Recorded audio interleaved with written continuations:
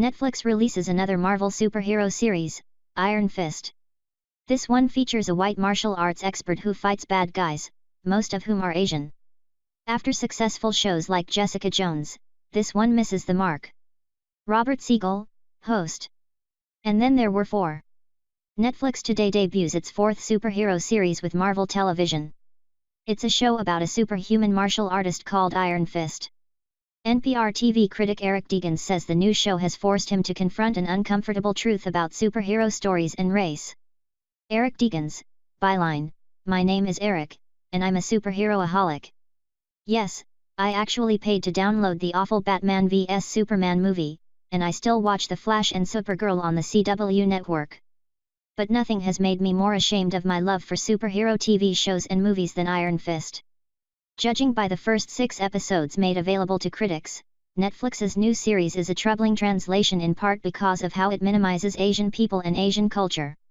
Deegan's, on the surface, Marvel's Iron Fist is a clunky story about a rich kid who goes missing when his plane crashes in Asia.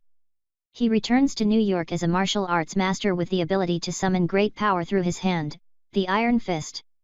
But first he's got to convince the receptionist at his dad's corporation that he's that long-lost kid. Finn Jones, as Danny Rand. "I'm Danny Rand, son of Wendell Rand, I've been away a long time." Mame A. Bofo, as receptionist, "And you're here to see Harold Meacham." Jones, as Danny Rand, "Yet." Bofo, as receptionist, "1 minute, please." Jones, as Danny Rand, "I used to ride my skateboard around here." Deegan's, as bad as Iron Fist is in plot and pacing and acting, star Finn Jones is seriously overmatched here. One of the most troubling things about Iron Fist is that Danny Rand is the classic white savior. These are white characters, usually male, often misfits who find their true calling by coming to an environment filled with people of color and leading them. In Iron Fist, Rand trained in a hidden city with Buddhist monks and becomes their greatest warrior, while he saves the day with fighting styles birthed in Asian culture. Asian actors play as mentors, a love interest, sidekicks, and villains, and this isn't the only superhero story to make this misstep. Scarlett Johansson, as Major, "This is Major, I'm on site, I'm going in." Deegan's, Major is a part human, part android hero played by Scarlett Johansson in her upcoming film Ghost in the Shell, but the character was originally Japanese, created in a Japanese comic. Some fans were so upset an Asian actor wasn't cast as Major they co-opted a recent social media campaign for the movie to complain in memes. The problem isn't just that Asian actors already get so few roles, they don't need white actors taking more of them, though that is certainly true. It's also because such casting allows films and TV shows to make Asian people background props in their own stories, gilding productions with elements of Asian culture without giving any real agency to Asian people.